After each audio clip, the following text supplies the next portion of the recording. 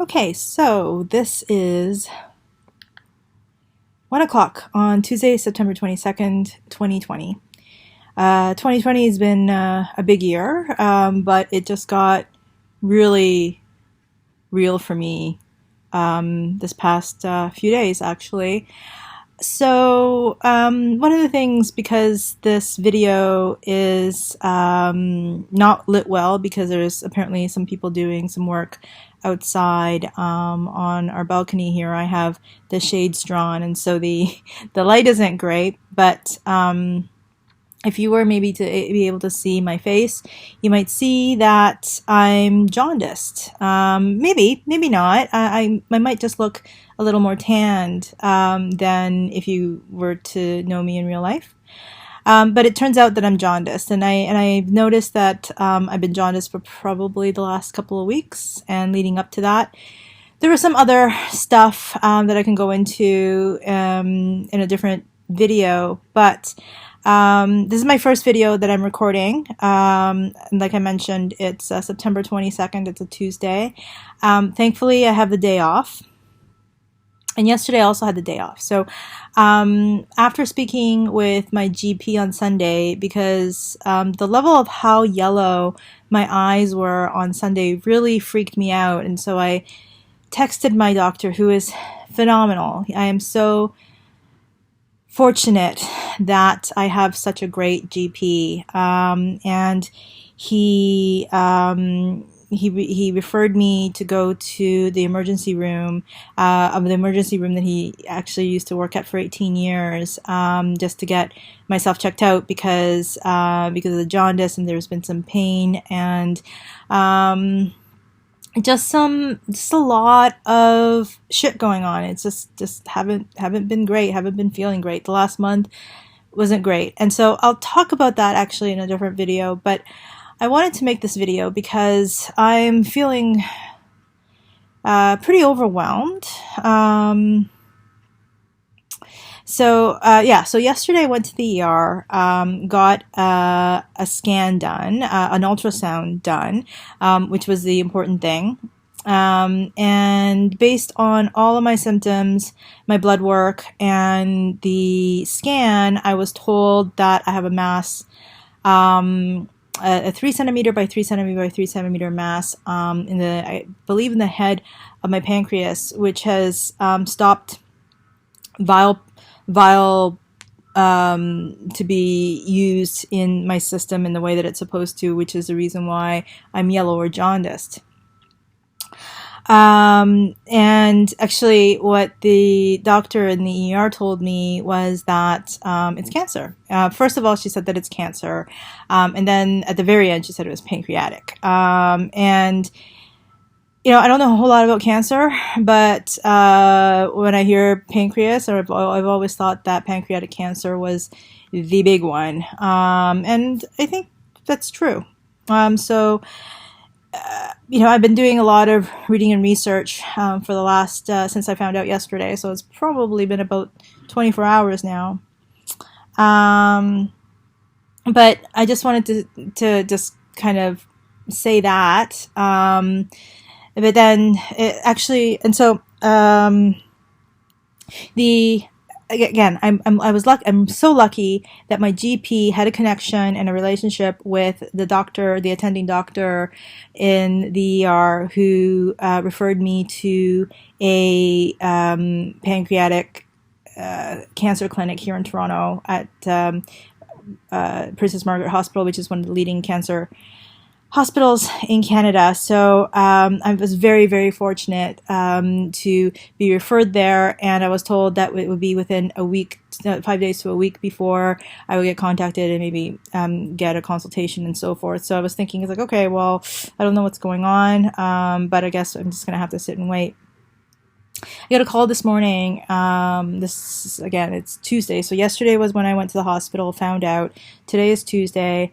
On Tuesday, morning, the clinic actually called me and asked me whether or not I have a CT scan that is scheduled, which is, I think, the more comprehensive scan where I think you go into the tube and all that kind of stuff, so that it's possible to get more of the full fledged imaging for what's going on in there.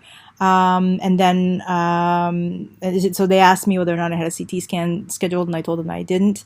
And a little while later, somebody called me back and let me know that there's actually a scan that I'm scheduled for Thursday, so 2 days from now, the 24th.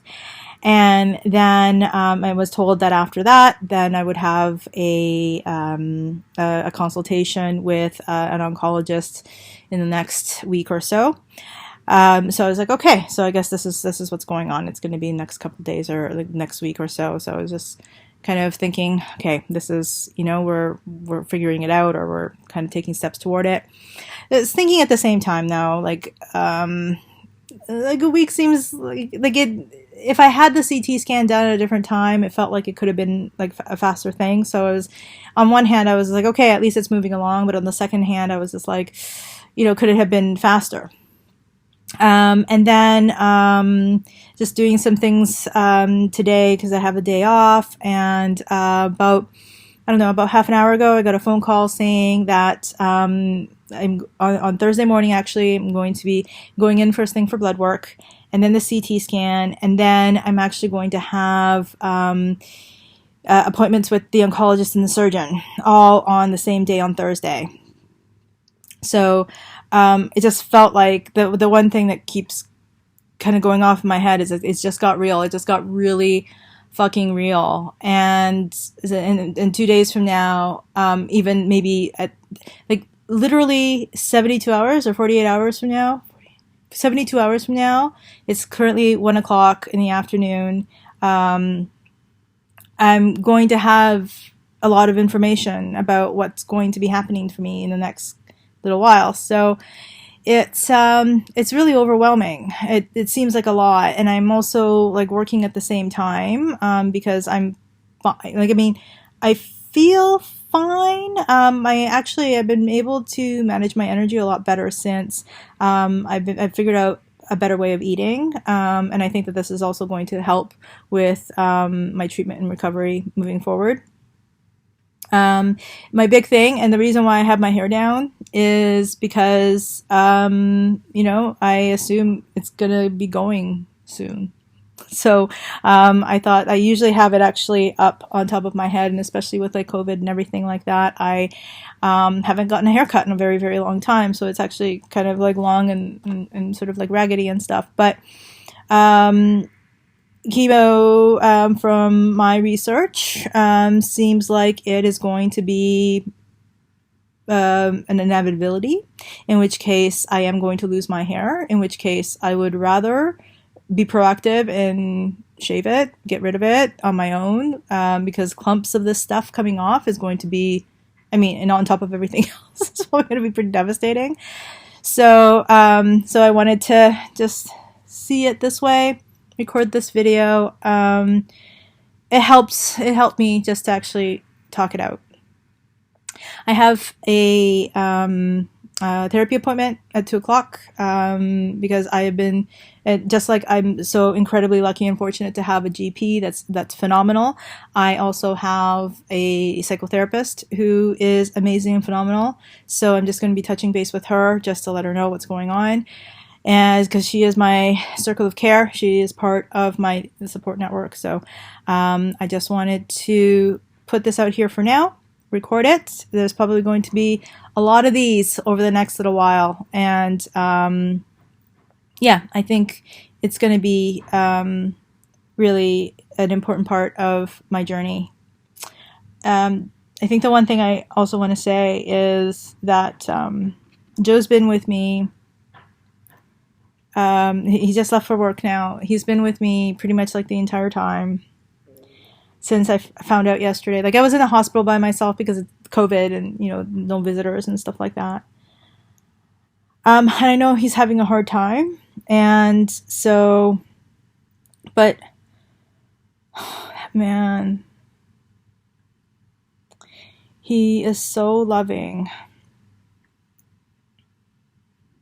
but I could also see so much going on, and I'm so the people in my life I am so happy to have, and I'm so happy that my husband is my partner and the one of the best men you will ever meet.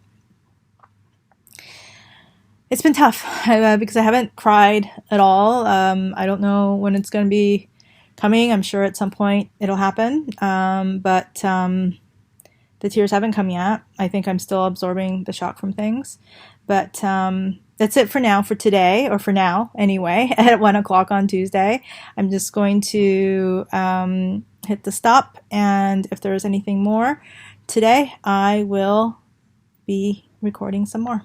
Okay. Thanks.